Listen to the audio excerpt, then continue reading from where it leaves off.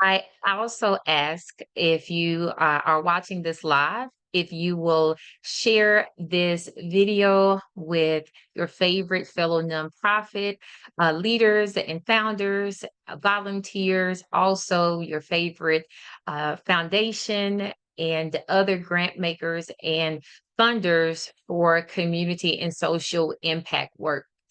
So today's conversation is really that just me pouring out my heart. I'm Shanquetta Cunningham, founder of KHARIS Group Consulting, nonprofit strategist, and champion for change makers. I will not hold you long today, but I want to just share something that I have been mulling over the last couple of, 24 hours. Yesterday, I had a great conversation with a foundation leader, someone who truly desires to do more for rural and small nonprofit organizations. And that conversation relit a fire in me and reminded me of how much philanthropy and supporting sometimes what we deem as the underdog organizations and small organizations and the necessity for doing so. So if you see the thumbnail later on YouTube, I titled it "Don't Forget About the Zip Codes," the certain zip codes, the smaller zip codes, and it's important because we know that nationally there is a funding scope to where priorities, are somewhat on a pattern and how major funding is distributed. And what I mean by that, when big grants or pilot initiatives are announced, millions of dollars in resources, they often go to the big thriving tourist cities. You think of New York City, Los Angeles, Chicago, Detroit. And if we're thinking about the South, it's places such as Atlanta or Charlotte, or maybe even Memphis, Tallahassee, uh, Oxford, Mississippi, and I understand why these are prioritized cities. Those cities offer data, visibility, large populations to measure impact. And I really want this message, and that's why I need you all to share this, uh, because I want to talk about rural equity and funding the often forgotten. I get it again why cities are funded. It makes sense, especially again, larger volumes, larger populations, and you get to measure that impact. And then there's variances of those individuals and within those programs. It makes sense on the surface. But here's the thing. When we only associate impact with population size, we unintentionally overlook entire communities, entire regions. It can feel that for small nonprofits or rural areas, that the nonprofits or the organizations or the work that's being done in our communities are not worth it unless you have 100,000 people in your community. But as we know, especially as a nonprofit consultant, a nonprofit founder, and if you're watching this as a nonprofit leader, or if you're that grant funder, you know that impact isn't just about the numbers. Impact is about lives changed. It's about real people, real stories, and real transformation, even in the quiet, rural, agri corners of this country. So why does this matter? And why am I having this conversation? Again, I had a wonderful conversation with a woman from a grant making organization yesterday. And so I am so excited to hear that foundations are having conversations and strategic meetings, striving to understand more about rural nonprofits and small nonprofits and how to increase their capacity, and so that they are grant ready and they are fundable. I live in Northeast Arkansas. Ask someone in New Jersey about Arkansas, and the entire state is probably deemed rural or country.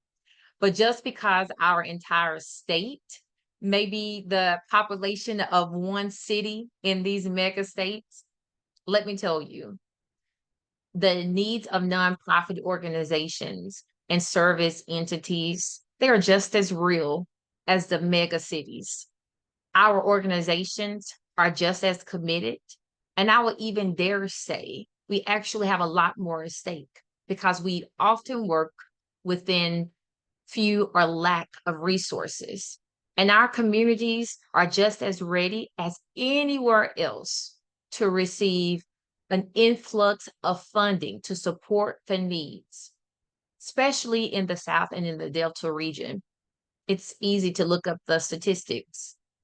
So you know that we have vast issues, but we also have a vast heart and organizations that are ready to serve and that are serving with or without support. And yes, sometimes that passion doesn't always come with perfect paperwork. So on paper, some organizations may not seem fundable or attractable, but the progress is there. The impact is real. And what I do know is that on the other side of every crisis, nonprofits, no matter how small they are there on the ground. And yet they are often under resourced, not the first ones that are funded because of the big chains of nonprofit organizations, and yet are still expected to perform miracles and outreach with little to no resources. So these nonprofits and mission outreach services show up with heart, stretch dollars like rubber bands, and still meet people in their most vulnerable moments. So I know that I've laid out the groundwork, and I really hope that you're hearing the heart and the passion behind what I'm asking for and what I'm sharing with you. That nonprofits, especially rural nonprofits in the South, and rural can be in any community in any state, but it is time that we truly bridge the gap between foundations and grant makers and the everyday leaders and champions, no matter the zip code. So I wouldn't dare share all of this without giving you three solutions. And we're going to continue this conversation. So next Wednesday, join me for more into this topic um, of how we can continue to build better bridges and community impact and funding support for rural and small nonprofits, and how you, foundation leaders, are a vital component in this process. So number one, we need boots on the ground. You want to understand the heartbeat of any community, you have to walk in streets. You have to support the events that may seem small from afar, like the county fair festival that also doubles as a back to school event, and an entrepreneur fair, and also an arts and crafts exhibit. From a grant office in Washington, D.C., it may seem insignificant, but on the ground in those communities, it's powerful. It's economic development, it's dignity, it's community and unity, it's infrastructure, it's equity, it's resource sharing, because they know doing things in isolation, we can't afford that. And if you really want a model of what collaborative philanthropy and collaborative mission support is, you'll find it in your rural and small areas because you have to lean on one another. And then again, boots on the ground is so vital because here's the truth. You can't fund what you won't visit first. So get people on the ground from your organizations to come and see the goodness that's arising in these areas. Point number two, contract with consultants who care. One of the things I've observed over the years is that sometimes community engagement gets reduced to a checkbox, a checkbox. A consultant may hold one or two sessions that's hired by, this institution or foundation, and they come in with his entire team to host a charrette or two, and may say after the 2-hour meeting with the snacks, talking over the box cookies from Walmart, and there is a sense of hope from the community that they're being heard, only to find out nearly 90% of the proposal is already written up because they come in with their own assumptions about what needs to be done for that area. It's the same replicated proposal. And not to slight anyone in your work, but what I do know is that the heart of the community is usually missing in these outcomes. True community strategy takes more than conversation. It takes presence. If we want real insight, real connection, real results with real solutions of how to grow and support nonprofit organizations, no matter the area, the zip code, or the size, it starts with working alongside people who genuinely understand and honor the communities that they're serving. I built my work on that principle. And I believe that's the kind of partnership rural regions need more of. So point number 3, what are solutions for foundations and grant makers to bridge gaps with small and rural nonprofits? To understand that capacity building is not a buzzword, it's a lifeline. There's often that one nonprofit that has been targeted and uplifted and gets the spotlight in an area, a certain zip code. Rightfully so, because they have impeccable work and they are growing and they've shown their resilience and their community impact. And it seems like they're just lifted. And every time something happens or occurs, or you think of funding, you think of that one nonprofit in that smaller community or that rural area. But here's a disconnect. What about the organizations around them? There's a quote that many of you have heard before: a rising tide lifts all ships. Capacity building shouldn't be isolated. It must be shared. This means tech support, tools, staff development, admin support, back-end systems. All of this needs to be a part of understanding, and along with the grant making, that a part of your support is understanding that there may be need of buildup in this area to where they're capable, but there may need to be some flexibility. That's true capacity building, understanding that this is not a one size fits all approach with organizations. That's not charity. That's equity. And that's how you create transformation for nonprofits that last. So since 2014, I've been doing this work, helping nonprofits grow through grants, confidence, strategy, structure. And I get to train individuals. And I often say, I get to do what I love and call it work. I've trained hundreds of leaders, supported bold startups, and hosted Arkansas's leading nonprofit summit. And an unshameless plug, next year we celebrate 10 years of being the consistent and sole space for gathering nonprofit and community leaders here.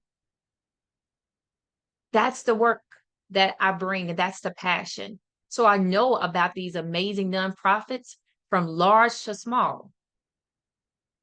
And that's why this is my call to funders and to community leaders and to nonprofit leaders. We have to start having these bold conversations, not accusatory, not finger wagging or anything of the sort, but truly for us to understand and then move forward. And sometimes that understanding may seem one way in our eyes, but the only way that we can actually move to where our hands and feet are moving together is by acknowledging that there are some discrepancies, not intentionally at times, but there are. So how do we fix it? So KHARIS Group Consulting is ready to partner not just with nonprofits, but now with foundations.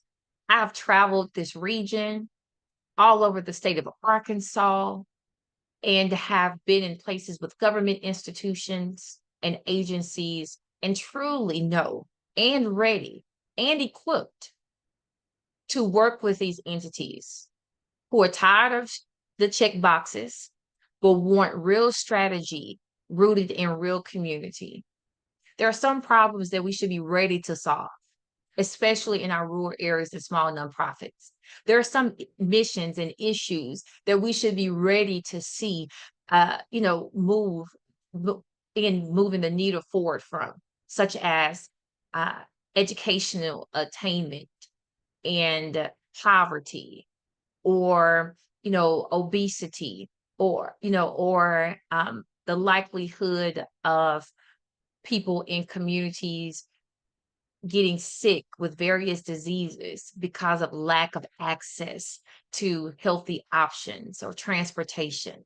There are some things and some missions that we should be tired of, and we should be ready to solve their problem so that we can move to the next. There is an agenda.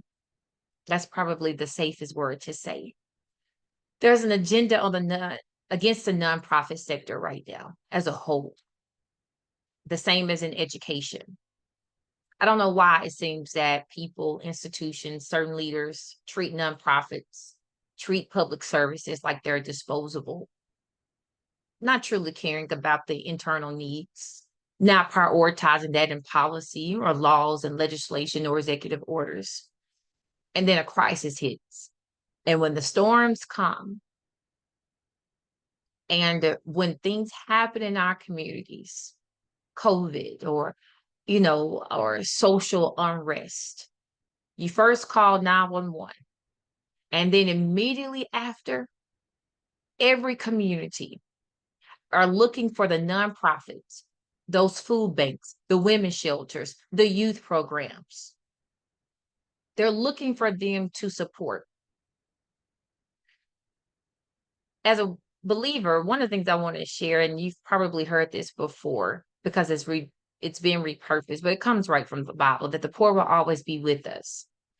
And what that also means for this sector conversation is that needs will always exist.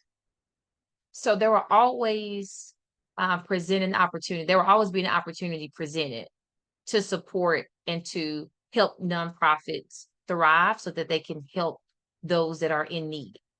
Now, I am asking for communities and local municipalities and legislators and foundations to make sure that the nonprofits meeting those needs have what they need to survive, grow, and thrive. So to every nonprofit leader watching this, share this video, please. Watch it again, reflect on what I'm asking, what I'm sharing. And to every foundation leader again, and to every leader from an elected official capacity to the grassroots leader in education, no matter the role, let's build bridges. Let's partner for impact that doesn't overlook zip codes or culture or gauge capacity.